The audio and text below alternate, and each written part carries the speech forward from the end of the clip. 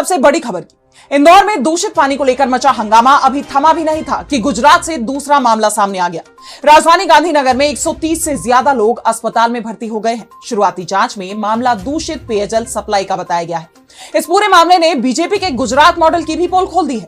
कांग्रेस और टीएमसी ने इसे लेकर तीखे सवाल किए हैं। देखिए ये रिपोर्ट। गृह मंत्री अमित शाह पूरे देश में बीजेपी को मजबूत करने की कोशिश में जुटे हैं। जिन राज्यों में चुनाव 2 महीने बाद होने हैं उन राज्यों में कैंप कर रहे हैं, लेकिन उनके खुद के संसदीय क्षेत्र में लोग पानी को लेकर परेशान हो रहे हैं। उन्हें गंदा पानी पीने को मिल रहा है। जो पानी गांधीनगर में सप्लाई किया जा रहा है वो पीने के लायक नहीं है। सीवर का मिला पानी पीने के लिए दिया जा रहा है, जिसे पीकर लोग बीमार पड़ रहे हैं। 130 से ज्यादा लोग गांधीनगर के सिविल अस्पताल में इलाज करवा रहे हैं। दूसरे अस्पतालों में भी लोग भर्ती हैं। 7-8 दिन से परेशानी चल रही है, लेकिन प्रशासन और सरकार की कोशिश शुरुआत में पानी की सप्लाई सही करने की जगह खबरों को दबाने की रही। खबरें दबाई जाती रहीं, लेकिन जब बड़ी संख्या में लोग दूषित पानी का शिकार होकर अस्पताल पहुंचने लगे तो मामला सामने आ गया। लेकिन इस पर ना तो प्रधानमंत्री नरेंद्र मोदी और ना ही गृह मंत्री अमित शाह का कोई बयान सामने आया है। गुजरात दोनों का गृह राज्य है। अमित शाह गांधीनगर से ही सांसद हैं, तो प्रधानमंत्री नरेंद्र मोदी लंबे समय तक गुजरात के सीएम रहे। गुजरात के सीएम रहते हुए ही उन्होंने दिल्ली में पीएम तक का पद हासिल किया।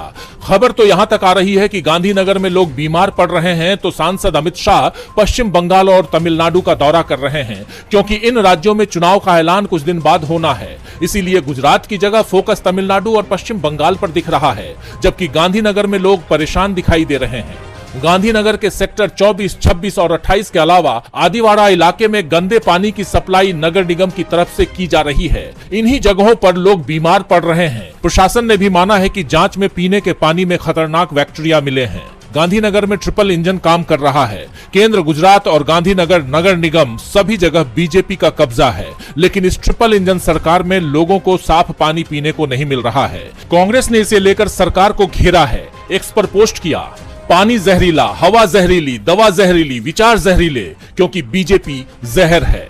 इसके अलावा कांग्रेस ने एक और ट्वीट किया है, जिसमें कहा है कि बीजेपी लोगों के घरों में जहर बांट रही है और सवाल पूछने पर उसे फोकट का सवाल बता रही है। हमारा बीजेपी से सीधा सवाल है कि क्या ये जहरीला पानी बीजेपी के नेता, मंत्री और खुद नरेंद्र मोदी पी पाएंगे? जब गांधीनगर में दूषित पानी से लोग बीमार पड़ रहे थे, तब अमित शाह पश्चिम बंगाल का दौरा कर रहे थे। ऐसे में टीएमसी ने भी सवाल किया है।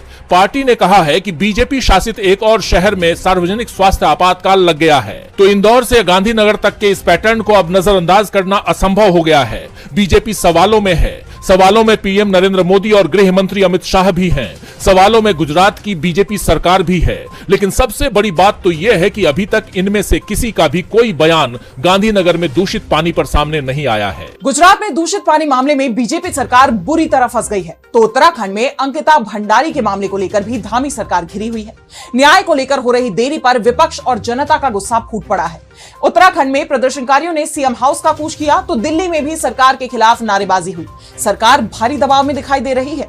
तो क्या कुछ हुआ इस प्रदर्शन के दौरान, जानेंगे इस रिपोर्ट में। अंकिता भंडारी को न्याय दिलाने की मांग एक बार फिर तेज हो गई है। देवभूमि उत्तराखंड की सड़कों पर भारी जन आक्रोश देखने को मिला। शनिवार को कांग्रेस के राज्यव्यापी प्रदर्शन के बाद रविवार यानी 4 जनवरी को तमाम विपक्षी पार्टियों, जन संगठनों और युवाओं ने देहरादून में सीएम आवास कूच किया। वहीं इस आंदोलन की गूंज अब दिल्ली के जंतर मंतर तक भी पहुंच गई है, जहां प्रदर्शनकारियों ने सरकार के खिलाफ जमकर नारेबाजी की। रविवार सुबह देहरादून के परेड ग्राउंड में कांग्रेस, उत्तराखंड क्रांति दल, वामपंथी पार्टियों, बेरोजगार संघ और मूल निवास भू कानून संघर्ष समिति समेत कई संगठनों के कार्यकर्ता एकजुट हुए। भारी संख्या में महिलाओं और युवा की भागीदारी ने सरकार पर अब दबाव बढ़ा दिया है। जैसे ही प्रदर्शनकारियों का हुजूम हाथीबढ़ कला पहुंचा, पुलिस ने बैरिकेडिंग लगाकर उन्हें रोक दिया, जिसके बाद उनके बीच तीखी नोकझोंक भी हुई। प्रदर्शनकारियों का आरोप है कि सरकार शुरुआत से ही इस मामले में वीआईपी को बचाने की कोशिश कर रही है। हाल ही में पूर्व विधायक सुरेश राठौर से जुड़े मामले में एक महिला की तरफ से कथित वीआईपी का नाम लिए जाने के बाद लोगों का गुस्सा 7वें आसमान पर पहुंच गया है। प्रदर्शनकारियों का कहना है कि यह कोई साधारण अपराध नहीं, बल्कि सत्ता के संरक्षण में पनपा तंत्र है। आंदोलनकारियों ने स्पष्ट शब्दों में कहा कि मामले की निष्पक्षता के लिए तत्काल सीबीआई से जांच करवाई जाए।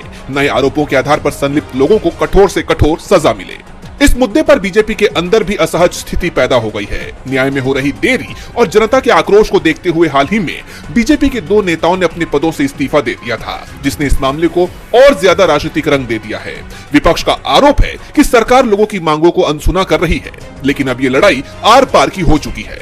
अब इस मामले में आगे क्या होता है, ये तो देखना होगा। अंकिता भंडारी के लिए न्याय की मांग को लेकर उत्तराखंड से दिल्ली तक जन सैलाब उमड़ा हुआ है। बीजेपी सरकार मुश्किल में है तो चिंता असम में भी बढ़ गई है। असम चुनाव के लिए कांग्रेस ने अपनी स्क्रीनिंग कमेटी का ऐलान कर दिया है, जिसमें कई दिग्गज और अनुभवी नेता शामिल हैं।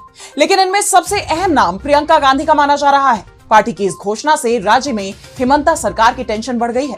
देखिए ये रिपोर्ट। इस साल 5 राज्यों में होने वाले विधानसभा चुनावों को लेकर कांग्रेस ने कमर कस ली है। ऑल इंडिया कांग्रेस कमेटी ने केरल, असम, तमिलनाडु, पुदुचेरी और पश्चिम बंगाल के लिए आधिकारिक तौर पर अपनी स्क्रीनिंग कमेटियों का गठन कर दिया है। इसमें सबसे अहम नाम कांग्रेस सांसद प्रियंका गांधी का है, जिन्हें असम स्क्रीनिंग कमेटी का अध्यक्ष नियुक्त किया गया है।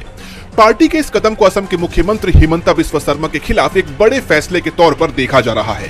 प्रियंका गांधी की एंट्री ने असम के राजनीतिक गलियारों में हलचल पैदा कर दी है।